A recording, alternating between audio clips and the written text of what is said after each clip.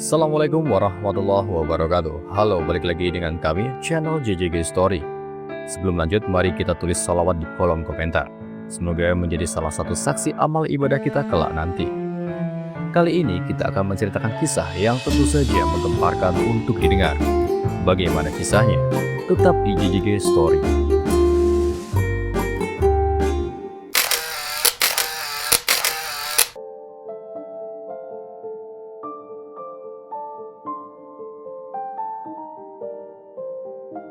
Nenek tua dan si jagur penjaga hutan. Di sebuah desa terpencil yang dikelilingi oleh hutan lebat, ada satu tempat yang tak seorang pun berani mendekat, hutan larangan. Warga desa percaya bahwa siapapun yang memasuki hutan itu tidak akan pernah kembali, atau jika kembali, mereka akan menjadi gila. Konon, di dalamnya hidup makhluk mengerikan yang disebut si jagur, sosok besar bersisik hitam dengan mata menyala merah dan suara yang mampu mengguncang tanah. Namun, ada satu orang yang tampaknya tidak terlalu peduli dengan cerita menyeramkan itu. Nenek Ratna, seorang perempuan tua yang hidup sendiri sejak suami dan anak-anaknya meninggal karena wabah, sering pergi ke tepi hutan untuk mencari tanaman obat. Warga desa berulang kali memperingatkannya. "Nenek, jangan terlalu dekat ke sana. Kalau nenek sampai tersesat, siapa yang akan menolong?" kata Wati, seorang gadis muda yang selalu membawakan makanan untuk Nenek Ratna. Nenek Ratna hanya tertawa kecil. "Wat, hutan itu punya banyak rahasia, tapi bukan berarti semua isinya jahat. Aku hanya mengambil apa yang kubutuhkan dan meminta izin pada alam. Lagi pula, siapa lagi yang akan mencari tanaman ini kalau bukan aku?" Namun, suatu malam, Nenek Ratna tidak kembali. Misteri kehilangan. Kabar menghilangnya Nenek Ratna segera menyebar ke seluruh desa. Beberapa warga yang berani mencari hanya menemukan jejak kakinya di tepi hutan, namun jejak itu tiba-tiba menghilang seakan ia lenyap begitu saja. "Apakah dia dimakan si jagur?" bisik seorang lelaki tua dengan wajah ketakutan. "Atau mungkin dia sudah berubah menjadi salah satu roh hutan?" sahut yang lain. Tidak ada yang tahu pasti. Namun, seorang pemuda bernama Jaka, yang terkenal pemberani, tidak percaya begitu saja pada cerita-cerita itu. Ia bersikeras mencari Nenek Ratna. "Aku tidak bisa diam saja. Nenek Ratna adalah satu-satunya orang yang selalu membantuku saat aku kecil. Aku harus menemukannya," katanya. "Tapi Jaka," Wati memegang lengan Jaka dengan cemas. "Bagaimana kalau kau tidak kembali?" Jaka menatap mata Wati. "Aku akan kembali. Percayalah padaku." Perjalanan ke hutan terlarang. Malam itu, hanya berbekal obor, belati, dan kantong kecil berisi jimat perlindungan dari dukun desa, Jaka melangkah masuk ke dalam hutan.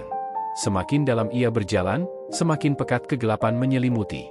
Pohon-pohon tinggi melengkung seakan ingin menelan siapapun yang berani masuk.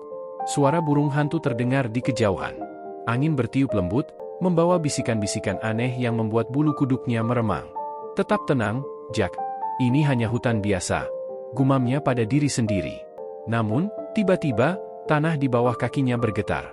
Daun-daun berguguran dari dahan. Suara berat seperti langkah makhluk raksasa menggema di antara pepohonan. Jaka menahan napas. Ia menoleh ke kanan, lalu ke kiri. Kemudian, di balik kegelapan, sepasang mata merah menyala menatapnya. Pertemuan dengan si jagur. Tubuh besar bersisik hitam muncul dari balik pohon-pohon.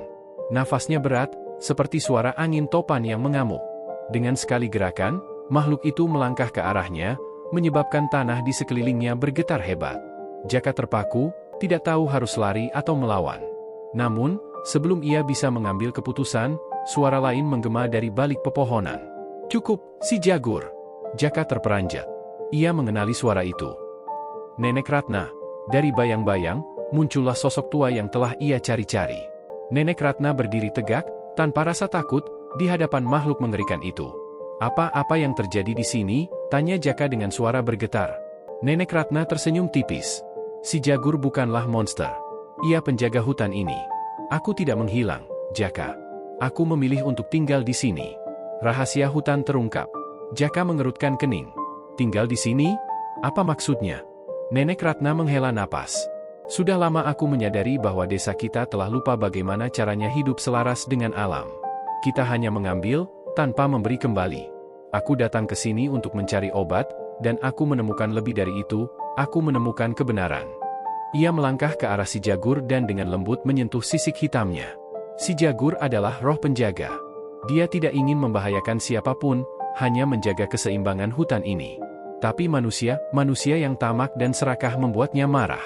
Jaka menatap makhluk itu lebih dalam. Meskipun wujudnya mengerikan, ada sesuatu di matanya, sebuah kesedihan, sebuah kelelahan karena terus-menerus harus berperang melawan manusia yang tidak memahami perannya. Aku tinggal di sini untuk belajar, Jaka, lanjut Nenek Ratna. Dan sekarang, aku ingin kau menyampaikan ini kepada desa. Kita harus berubah, sebelum terlambat. Kembali ke desa. Jaka kembali dengan hati penuh pertanyaan. Awalnya, tak ada yang percaya pada ceritanya, hingga suatu malam, seluruh desa merasakan gempa kecil yang mengguncang rumah mereka. Itu peringatan dari si Jagur, kata Jaka. Jika kita tidak berhenti merusak hutan, bencana yang lebih besar akan datang. Setelah itu, desa mulai berubah. Mereka belajar untuk hidup lebih bijak, tidak menebang pohon sembarangan, dan menghormati alam. Namun, Nenek Ratna tidak pernah kembali. Ia tetap tinggal di hutan, menjadi penjaga bersama si Jagur, memastikan keseimbangan tetap terjaga. Kadang-kadang, saat malam tiba dan angin bertiup lembut, warga desa mengaku mendengar suara Nenek Ratna bernyanyi di antara pepohonan, seakan menenangkan roh-roh hutan agar tetap bersahabat dengan manusia. Malam di desa semakin mencekam sejak beberapa warga mengaku mendengar suara-suara aneh dari dalam hutan larangan. Raungan berat menggema di udara, terdengar seperti suara binatang terluka yang merintih kesakitan. Angin yang bertiup membawa bisikan samar, seolah ada sesuatu yang memanggil dari dalam kegelapan. Aku bersumpah, aku melihat sesuatu di sana, ujar Pak Raga, seorang pemburu tua yang rumahnya berada paling dekat dengan hutan. Bayangan besar bergerak cepat di antara pepohonan. Warga berkumpul di balai desa, membicarakan kejadian aneh itu dengan ketakutan. Ini pertanda buruk, kata seorang ibu sambil memeluk anaknya erat. Mungkin si Jagur marah. Mungkin dia terluka dan sedang mengamuk.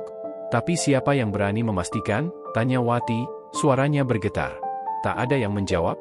Tak ada yang cukup berani untuk memasuki hutan di malam hari. Namun, Jaka, pemuda pemberani yang sebelumnya telah bertemu Nenek Ratna di hutan, merasa tidak bisa tinggal diam. Ia yakin ada sesuatu yang tidak beres.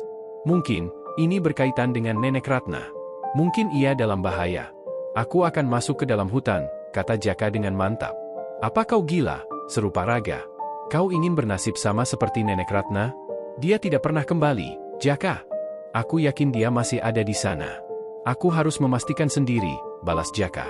Wati menatapnya dengan khawatir. Kalau begitu, aku ikut denganmu. Jaka menggeleng. Tidak, ini terlalu berbahaya. Tapi kau tidak bisa pergi sendirian. Wati bersikeras. Setidaknya, biarkan aku menunggu di tepi hutan. Jika terjadi sesuatu, aku bisa meminta bantuan. Akhirnya, dengan obor dan belati di tangannya, Jaka melangkah masuk ke dalam hutan, ditemani Wati yang menunggu di perbatasan. Semakin dalam ia berjalan, semakin jelas suara itu terdengar, raungan berat yang menyayat hati. Di tengah hutan yang gelap, ia akhirnya melihat sesuatu. Di sana, di antara pepohonan besar, si Jagur tergeletak di tanah, tubuhnya penuh luka. Dan di sampingnya, berdiri Nenek Ratna, dengan ekspresi muram di wajahnya. Apa yang terjadi?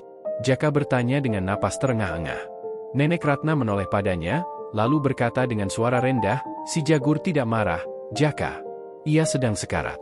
3 hari setelah menghilang, desa tiba-tiba gempar. Pagi itu, Nenek Ratna ditemukan berdiri diam di depan rumahnya.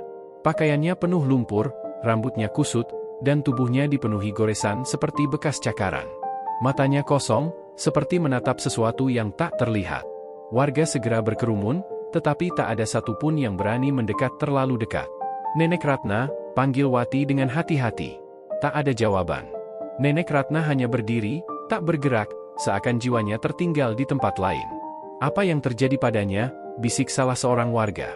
Pak Raga, si pemburu tua, menatap tanah dengan wajah tegang. Lihat ini. Mata semua orang tertuju ke tanah di sekitar rumah Nenek Ratna. Jejak kaki berceceran di tanah yang masih basah karena embun. Namun, bukan hanya jejak kaki manusia yang terlihat. Ada jejak lain, lebih besar dari kaki manusia manapun, panjang dan dalam, dengan bentuk yang aneh, seolah-olah makhluk raksasa telah mengantarnya kembali ke desa. Apa-apaan ini? Bisik seorang pemuda dengan suara gemetar.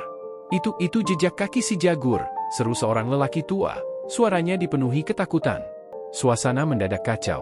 Beberapa warga bergegas menjauh, sementara yang lain tetap diam dalam ketakutan. Dia dibawa kembali oleh monster itu, seru seorang ibu, menggenggam tangan anaknya erat. Apa artinya ini?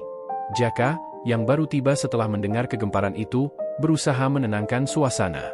Kita harus menunggu Nenek Ratna bicara. Mungkin dia bisa menjelaskan apa yang terjadi. Namun, meski mereka mencoba bertanya berulang kali, Nenek Ratna tetap diam. Matanya tetap kosong, dan ia hanya berdiri di sana, seperti boneka tanpa jiwa. Apa yang sebenarnya terjadi di hutan? Bisik Wati, tubuhnya gemetar. Tidak ada yang tahu. Tapi satu hal yang pasti, sesuatu yang tidak wajar telah terjadi, dan desa belum pernah merasa sedekat ini dengan ketakutan yang sesungguhnya sejak kembali dari hutan. Nenek Ratna bukan lagi sosok yang mereka kenal. Ia tidak banyak bicara, hanya tersenyum samar ketika ditanya, seakan ada sesuatu yang ingin disimpannya sendiri.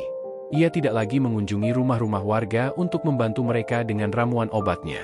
Tidak lagi mengobrol dengan Wati atau berbagi cerita dengan anak-anak desa. Sebaliknya, ia lebih sering menyendiri di rumahnya, hanya keluar pada malam hari. Namun, yang paling aneh adalah kebiasaannya yang baru. Beberapa warga melihat Nenek Ratna berjalan menuju hutan dengan membawa sesuatu di tangannya, makanan. Aku melihatnya tadi malam, bisik Pak Raga kepada beberapa warga di balai desa. Dia membawa semangkuk nasi dan ikan kering, lalu berjalan ke arah hutan. Aku tidak tahu kemana dia pergi setelah itu, karena aku tidak berani mengikuti. Kau yakin? Tanya seorang perempuan tua. Untuk apa dia membawa makanan ke hutan? Itulah yang tidak kita ketahui, jawab Pak Raga. Tapi ini bukan pertama kalinya. Desa mulai dipenuhi bisik-bisik. Ada yang mengatakan bahwa Nenek Ratna telah terkena kutukan hutan. Ada juga yang percaya bahwa dia telah menjadi pelayan si Jagur. Bagaimana kalau dia bukan lagi manusia? Bisik seorang ibu dengan takut. Bagaimana kalau dia sudah menjadi bagian dari hutan itu? Tidak ada yang tahu pasti. Tidak ada yang berani memastikan. Namun, suatu malam, Jaka memutuskan untuk mencari tahu sendiri. Dengan hati-hati, ia mengikuti langkah-langkah Nenek Ratna dari kejauhan, memastikan tidak terlihat. Semakin jauh mereka masuk ke dalam hutan, semakin aneh suasana di sekitarnya. Pepohonan terasa lebih tinggi dan lebih gelap dari biasanya. Udara menjadi lebih berat, seolah-olah hutan itu sendiri bernapas.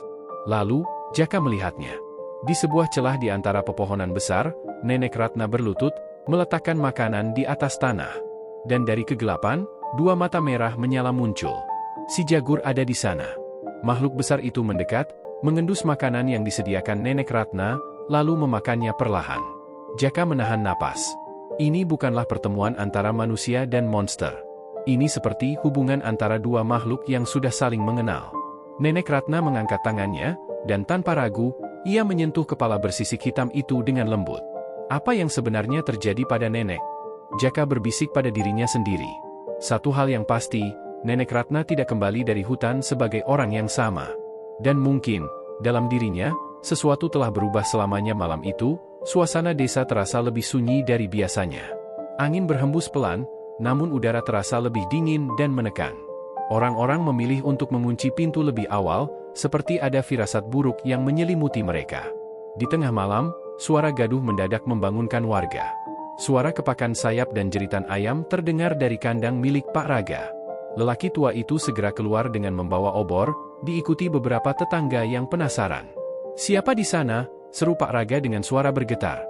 Namun, ketika ia mendekati kandangnya, ia hanya menemukan sisa bulu ayam berserakan di tanah. Tak ada jejak pemangsa biasa seperti anjing hutan atau ular besar. Hanya tanah yang tampak terguncang, seolah sesuatu yang sangat besar baru saja berdiri di sana. Saat ia menoleh ke arah hutan, matanya membelalak ketakutan. Di kejauhan, tepat di tepi batas hutan, dua mata merah menyala menatap ke arahnya dari dalam kegelapan. Pak Raga tersentak mundur, tubuhnya gemetar. Ia tahu betul apa itu. "Si Jagur," bisiknya. Ia segera berlari kembali ke desa, wajahnya pucat pasi. "Pak Raga, ada apa?" tanya seorang warga. NGG, makhluk itu." Pak Raga hampir tidak bisa berkata-kata. "Si Jagur, aku melihatnya. Dia ada di pinggir hutan." Kabar itu segera menyebar ke seluruh desa. Orang-orang berkumpul dengan wajah penuh ketakutan. "Kita harus pergi dari sini sebelum dia mulai memangsa kita," seru seorang lelaki dengan panik. "Tapi kenapa dia muncul lagi setelah sekian lama?" tanya seorang ibu dengan nada cemas. "Itu karena Nenek Ratna," seseorang berteriak. Dia membawa makanan ke hutan, kan? Bagaimana kalau dia sudah bekerja sama dengan si Jagur? Jangan bicara sembarangan. Wati berusaha membela Nenek Ratna. Kita tidak tahu apa yang sebenarnya terjadi, tapi kau juga melihat sendiri, kan? Sejak dia kembali, semuanya jadi aneh, balas yang lain. Ketakutan mulai berubah menjadi amarah. Beberapa warga mulai mengusulkan untuk mengusir Nenek Ratna dari desa sebelum sesuatu yang lebih buruk terjadi. Jaka, yang selama ini berusaha menenangkan suasana, akhirnya berkata, "Aku akan pergi ke hutan lagi. Aku harus mencari tahu apa yang sebenarnya terjadi." "Tidak." Wati menahannya. "Kau bisa saja tidak kembali, Jaka. Aku harus melakukannya. Jika kita hanya berdiam diri dan membiarkan ketakutan menguasai, kita bisa melakukan kesalahan besar," ujar Jaka dengan tegas. Dengan obor di tangan, ia melangkah menuju hutan, kali ini tidak hanya untuk mencari Nenek Ratna, tetapi untuk mengungkap misteri yang semakin menghantui desa mereka malam itu. Suasana di desa semakin memanas. Kabar tentang sosok bermata merah yang terlihat di pinggir hutan menyebar seperti api, membakar ketakutan di hati setiap warga. Mereka tidak bisa lagi tinggal diam.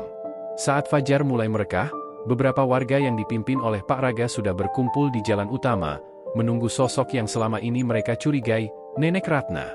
Dan benar saja, tak lama kemudian, nenek tua itu muncul dari rumahnya, seperti biasa membawa sebuah bungkusan yang diduga berisi makanan. Ia berjalan dengan langkah pelan menuju hutan, tanpa menghiraukan bisik-bisik yang mulai terdengar di sekelilingnya. Namun kali ini, ia tidak bisa pergi begitu saja. "Wahai Nenek Ratna," seru Pak Raga, suaranya lantang. "Hentikan langkahmu." Nenek Ratna berhenti. Ia mengangkat kepalanya, matanya yang redup memandang ke arah kerumunan warga yang menghadangnya. "Ada apa?" tanyanya dengan tenang. "Kami sudah cukup dengan semua ini." Pak Raga melangkah maju. "Kami melihatmu membawa makanan ke hutan setiap malam. Lalu sekarang, si Jagur muncul di tepi desa. Apa kau yang membawanya kembali?" Warga mulai berseru mendukung pernyataan Pak Raga. "Apa kau sudah menjadi pengikut makhluk itu? Kenapa kau kembali dari hutan tapi tetap diam? Apa yang sebenarnya kau sembunyikan dari kami?" Nenek Ratna tetap tenang di tengah kerumunan yang semakin beringas. Ia memandang satu persatu wajah mereka, melihat ketakutan yang terpancar jelas di mata mereka. Akhirnya, ia menarik napas dalam-dalam dan berkata dengan suara rendah namun tegas, "Ia bukan makhluk jahat. Ia hanya kesepian dan terluka." Suasana seketika hening. Warga saling berpandangan, tak yakin apakah mereka baru saja mendengar sesuatu yang benar-benar tidak masuk akal atau justru menakutkan. "Apa maksudmu?" tanya Wati dengan suara bergetar. Nenek Ratna tersenyum kecil, tapi senyumnya lebih terlihat sedih daripada menenangkan. "Aku menemukannya dalam keadaan terluka di hutan. Ia bukan makhluk yang ingin menyakiti kita, ia hanya sendiri, seperti aku." Tapi dia menculikmu," seru seseorang. "Tidak." Nenek Ratna menggeleng. "Aku yang memilih untuk tinggal bersamanya selama beberapa hari, merawat lukanya. Dan saat aku tak bisa lagi bertahan di hutan, ia yang membawaku kembali. Kalau begitu, kenapa ia datang ke desa?" Pak Raga membantah, suaranya penuh kecurigaan. Nenek Ratna menatapnya dalam-dalam sebelum menjawab, "Karena ia masih membutuhkan pertolonganku. Dan mungkin, karena ia mulai percaya pada manusia." Warga kembali bergumam, ada yang ragu, ada yang tetap bersikeras bahwa Nenek Ratna telah dipengaruhi oleh makhluk itu. Jaka, yang selama ini hanya diam, akhirnya angkat bicara. "Kalau si Jagur benar-benar jahat, kenapa Nenek Ratna masih hidup? Kenapa ia justru membawanya kembali ke desa?" Tak ada yang bisa menjawab dengan pasti. Namun ketakutan tetap lebih kuat dari akal sehat. Pak Raga mengepalkan tangannya. "Aku tidak peduli. Makhluk itu tidak boleh berada dekat dengan desa kita. Jika kau terus berhubungan dengannya, kau harus memilih, Nenek Ratna. Tinggal bersama kami, atau pergi bersama monster itu." Semua mata tertuju pada Nenek Ratna. Namun, alih-alih terkejut atau takut, nenek tua itu hanya tersenyum kecil. "Aku sudah memilih sejak lama," katanya pelan. Lalu, ia berbalik, berjalan perlahan melewati kerumunan, menuju hutan. Tak ada yang cukup berani untuk menghentikannya. Dan saat ia menghilang ke dalam pepohonan, semua orang tahu, mungkin mereka baru saja kehilangan seseorang yang selama ini mereka anggap bagian dari desa. Malam itu, Jaka tidak bisa tidur. Perkataan Nenek Ratna terus terngiang di kepalanya. Ia bukan makhluk jahat. Ia hanya kesepian dan terluka. Ada sesuatu yang belum terungkap. Sesuatu yang lebih besar dari sekadar mitos tentang si Jagur. Akhirnya, Jaka memutuskan untuk pergi ke hutan. Ia harus menemukan Nenek Ratna dan mendapatkan jawaban. Saat ia tiba di batas hutan, langkahnya ragu sejenak. Namun, bayangan Nenek Ratna yang perlahan menghilang ke dalam pepohonan tadi siang masih melekat di pikirannya. Dengan obor di tangan, ia melangkah masuk.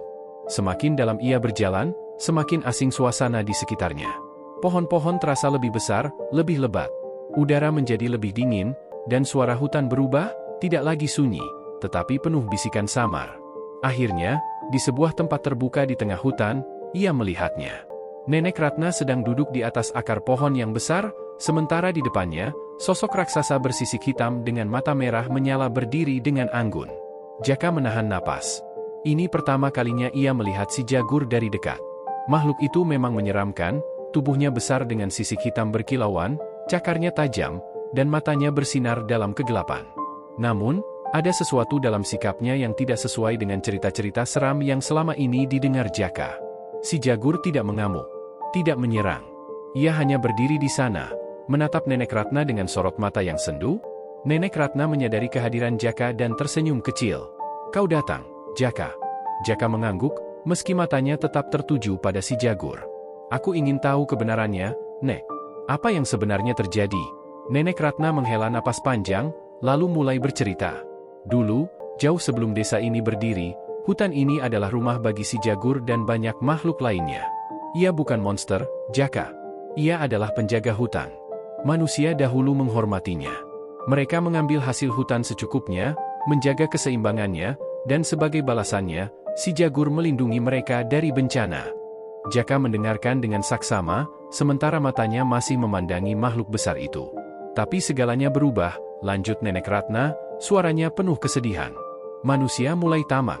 Mereka menebang pohon-pohon besar, berburu lebih dari yang mereka butuhkan, dan perlahan-lahan merusak rumah yang telah dijaga si Jagur selama berabad-abad.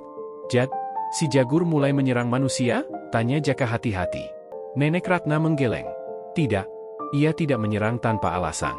Ia hanya melindungi hutan. Namun, orang-orang mulai melihatnya sebagai ancaman. Mereka menyebarkan cerita bahwa ia adalah monster, makhluk yang harus ditakuti. Lama-kelamaan, si Jagur menjadi legenda menakutkan, bukan lagi penjaga yang dihormati." Jaka terdiam. Semua cerita yang ia dengar sejak kecil tiba-tiba terasa begitu berbeda dari kenyataan yang sekarang ia hadapi. "Dan sekarang?" tanya Jaka akhirnya. "Kenapa ia muncul lagi? Kenapa ia mendekati desa?" Nenek Ratna tersenyum sedih.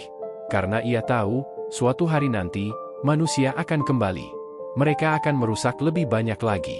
Dan ia tidak bisa hanya diam. Jaka merasa tenggorokannya mengering. Jika benar yang dikatakan Nenek Ratna, maka bukan si Jagur yang seharusnya ditakuti, tetapi manusia itu sendiri. Ia menatap si Jagur yang masih berdiri tenang di depannya. Mata merahnya kini tidak lagi tampak mengancam. Justru, ada kesedihan yang dalam. Si Jagur tidak ingin menjadi musuh manusia. Ia hanya ingin melindungi rumahnya.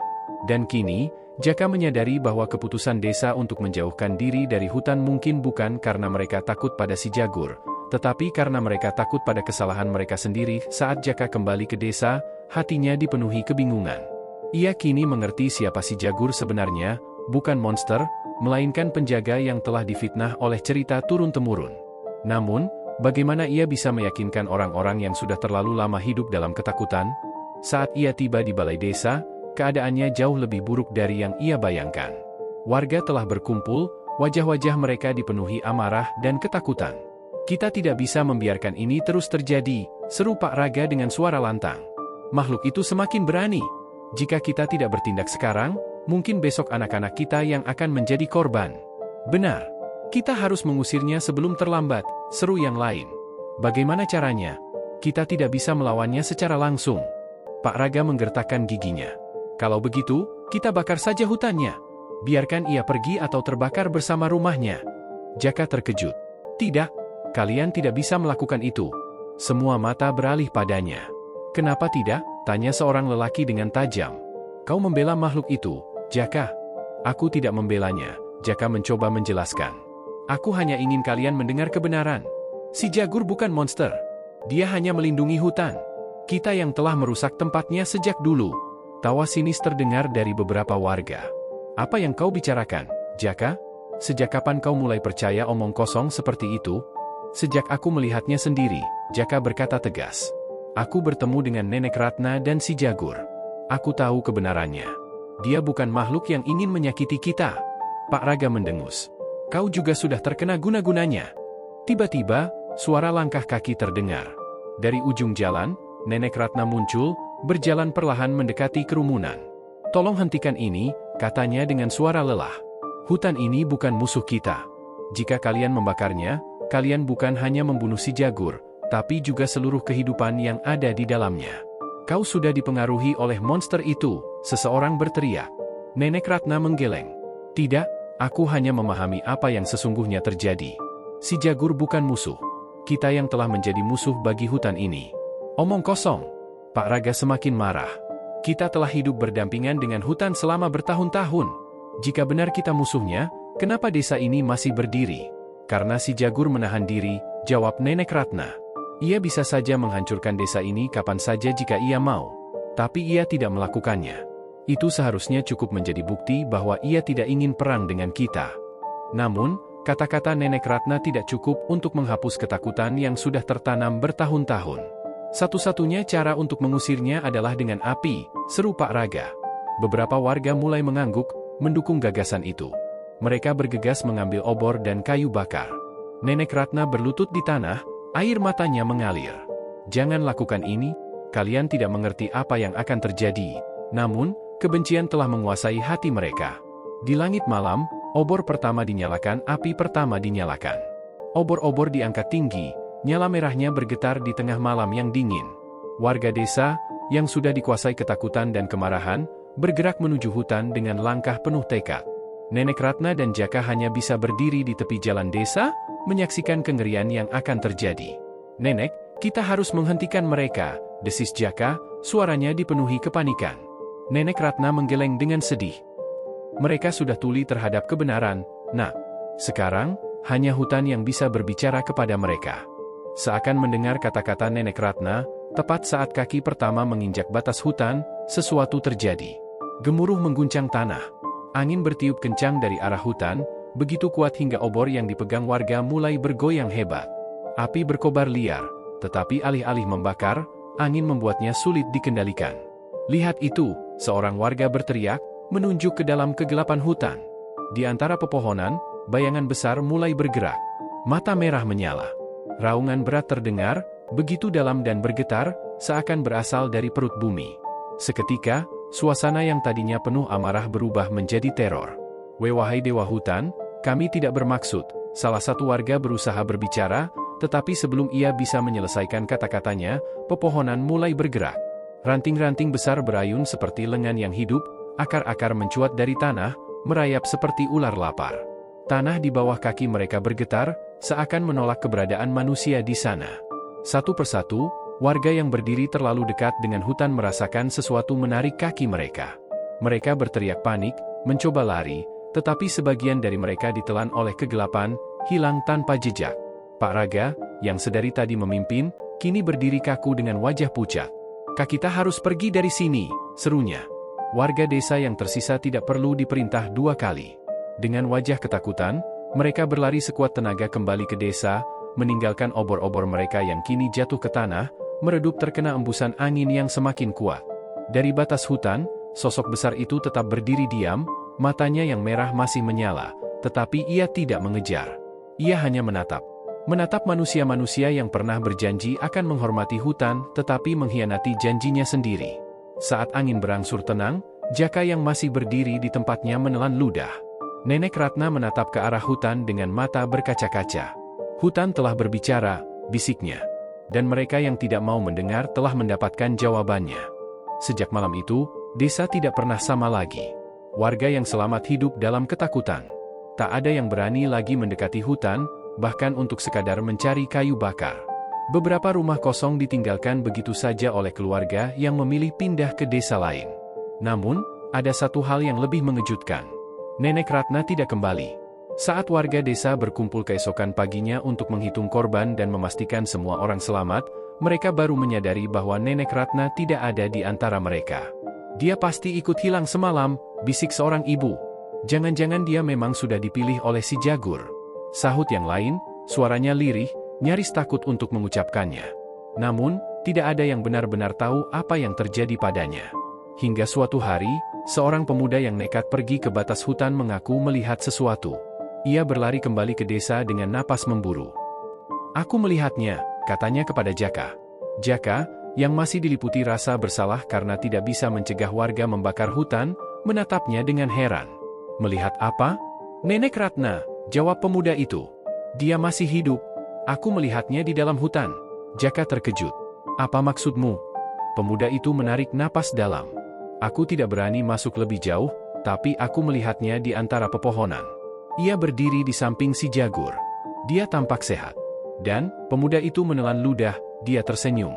Jaka terdiam. Banyak kemungkinan yang bisa ia pikirkan, tetapi hatinya tahu satu hal, Nenek Ratna telah membuat keputusannya. Ia telah memilih untuk tinggal di hutan. Bukan karena takut pada manusia, tetapi karena ia tahu di sanalah tempatnya. Ia adalah satu-satunya manusia yang memahami kebenaran tentang si Jagur. Ia adalah penjembatan antara dua dunia, dunia manusia dan dunia hutan. Sejak saat itu, beberapa warga lainnya juga mengaku melihat sosok Nenek Ratna di batas hutan. Kadang-kadang ia hanya berdiri diam di antara pepohonan, kadang berjalan perlahan sambil membawa keranjang penuh daun dan buah hutan. Namun, tidak pernah sekalipun ia kembali ke desa. Dan di belakangnya, di antara bayangan pepohonan raksasa, sepasang mata merah selalu mengawasinya. Menjaganya. Menjaga hutan yang telah menjadi rumahnya.